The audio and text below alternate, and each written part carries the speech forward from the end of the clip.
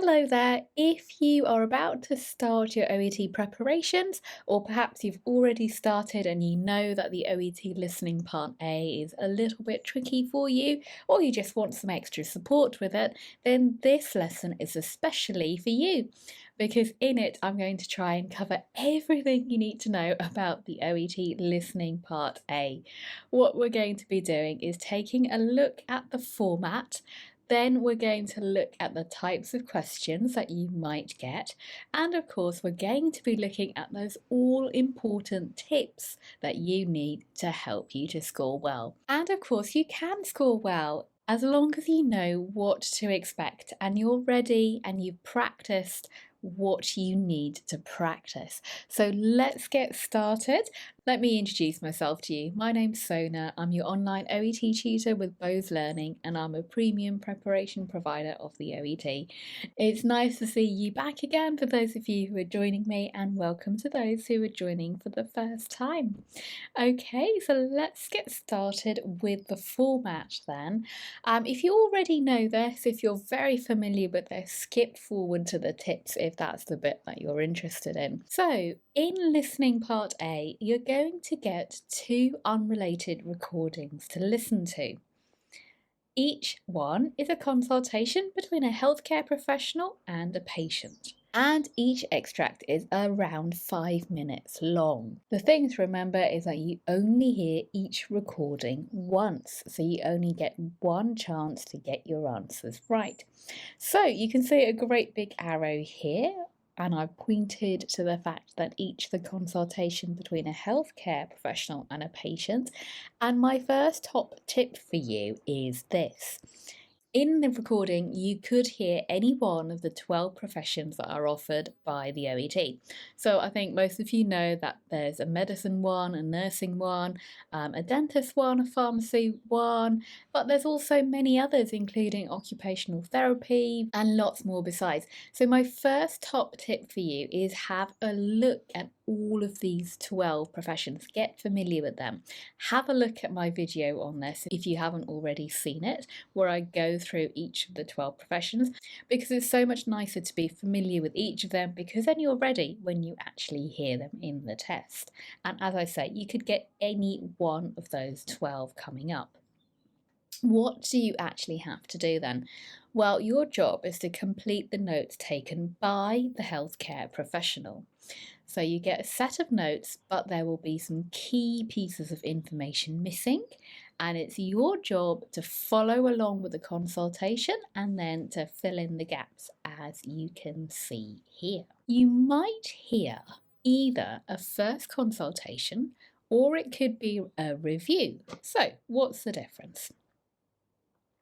A first consultation typically focuses on the part where the patient is providing the healthcare professional with information about an ongoing condition. So they're giving the background, they're telling the professional what's happened, how long it's been going on for, what treatment they've already had, etc. Or it might be a review consultation. So that's where they're providing the clinician with an update about how the condition or how the treatment in fact is progressing.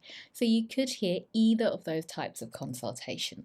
Again, get familiar with them, because once you're ready to hear, it's so much easier to find those answers.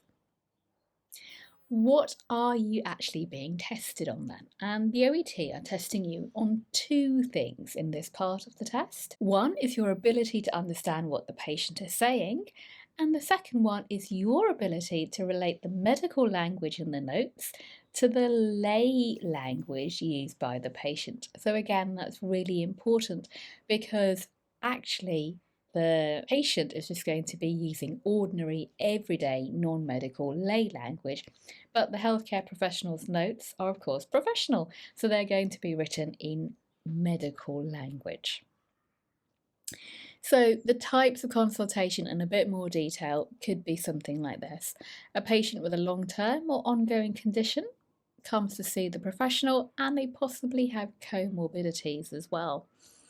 You might get part of a longer appointment with a specialist doctor, nurse, or therapist. So it's very unlikely just to be a normal everyday consultation about an ongoing cold or cough or flu. It will be something that requires a specialist clinician to help the patient. The consultation might be the part where the patient is invited to recap the history, as I say, of their condition from their own point of view. So the clinician might say, please tell me what's been happening in your own words. And it's normally going to be longer turns from the patient. So you might not hear the clinician very much at all. They might say very little. And in fact, it's just the patient describing what's been happening using these non-medical language, using these everyday synonyms to talk about what's going on. So not using anything medical at all. But of course, the notes that you have will be professional. What else do you need to know then? As I say, the notes use medical language and terminology, but don't worry, you don't need any specialist knowledge. It's just common knowledge that you will all already have.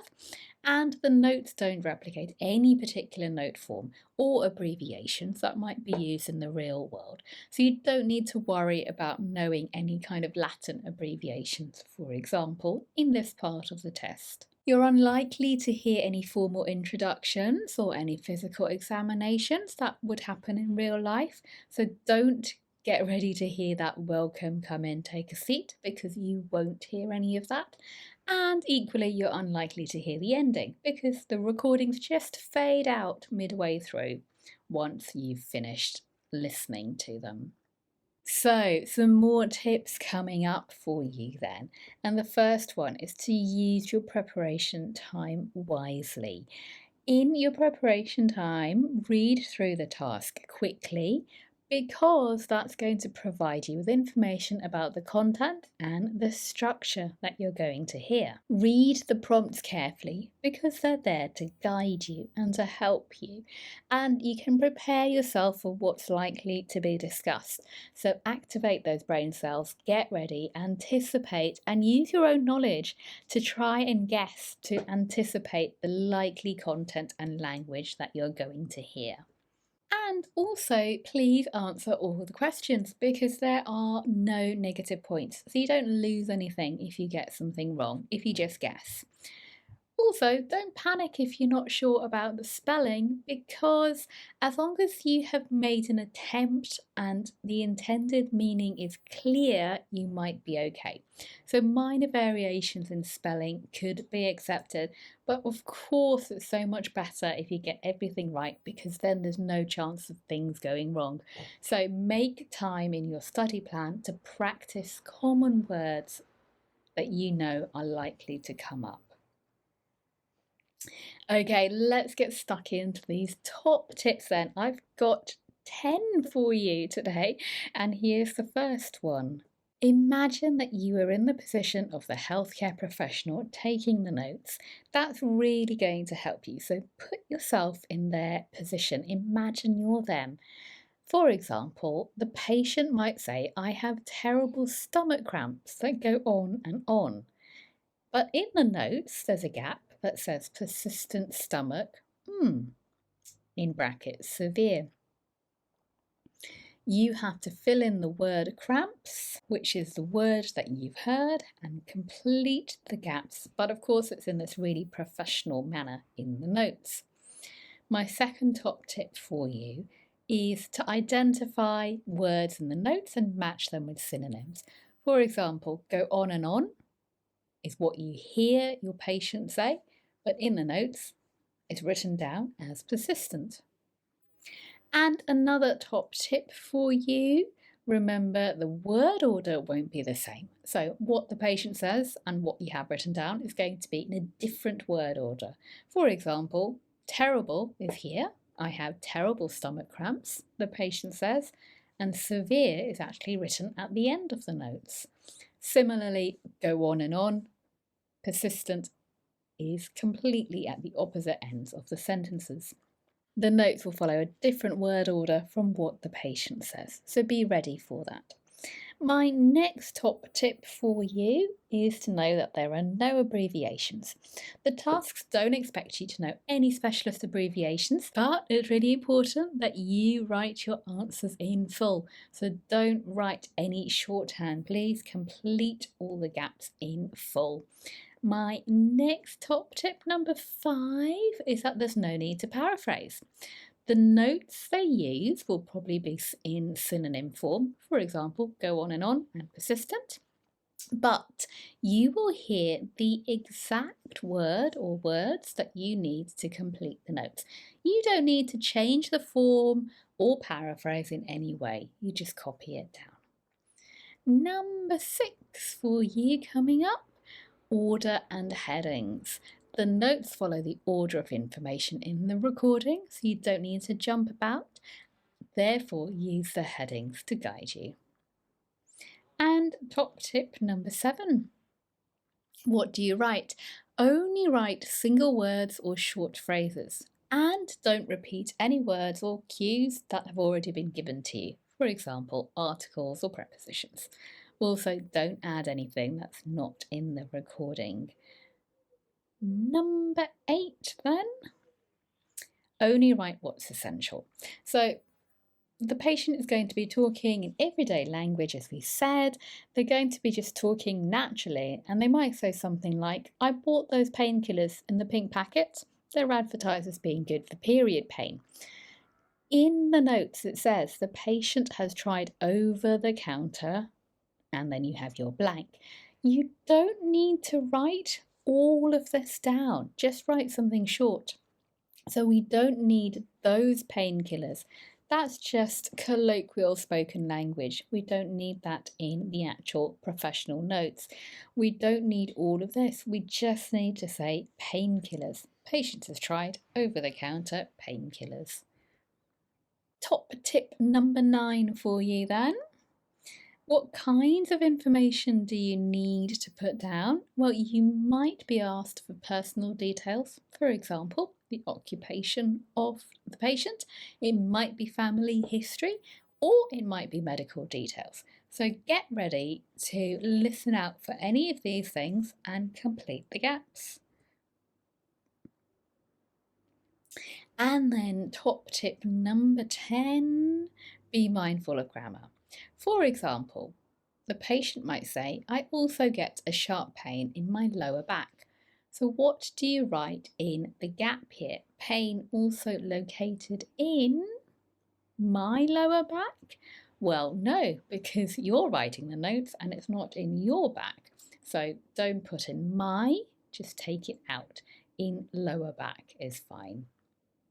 Also, not in this case, but just be careful, be mindful of pronouns. It's not his. If it's a woman talking, it would be her lower back. So actually, just be mindful of that. In this case, we don't need it because lower back is absolutely fine. We don't need to add anything extra, remember. Okay, then some bonus tips for you coming up. Use the context at the start to help you anticipate what's going to come next. Use the headings to guide you. They act as an anchor, so use them. What might you expect when there's a new heading? Think about that. Also think about what kind of information comes in brackets. You'll have seen that before. For example, when we're talking about the pain, it's severe. So we're giving a type or quantifying the pain, for example. And what kind of treatment is common for these symptoms? Painkillers is an obvious one. So you can anticipate that something like that might come up. And that, in fact, is what the patient says. If you do want to practice doing some listening part A, why don't you take a look at the videos that I've done already? You can see the links coming up, hopefully. Just a couple more tips for you. If you're doing the computerized version, you won't be able to underline keywords, so don't practice that when you're doing it at home. You will still be able to anticipate, so practice doing this in your mind if you're doing the computer version, please. And if you're doing the paper version, you can of course underline, but it's really important you make sure your handwriting is legible. You can use block letters if you prefer. So that's where you put all your letters in capitals. That's absolutely fine. It takes a bit longer though. So thanks very much for watching. If you'd like a discount on one of my on-demand video courses, which are on Udemy, then please take a look at the info box below because I've put in some discount codes for you. And if you like this video, I'd be so happy if you can help my channel grow by pressing that like button, subscribing and sending it to a friend or colleague. That would be lovely. Thank you very much for watching. If you've got questions, feel free to ask. Pop them in the comments box below and I'll try and get back to you. Thanks very much. Please come back, watch another video or watch one right now. Take care then. See you next time. Bye bye.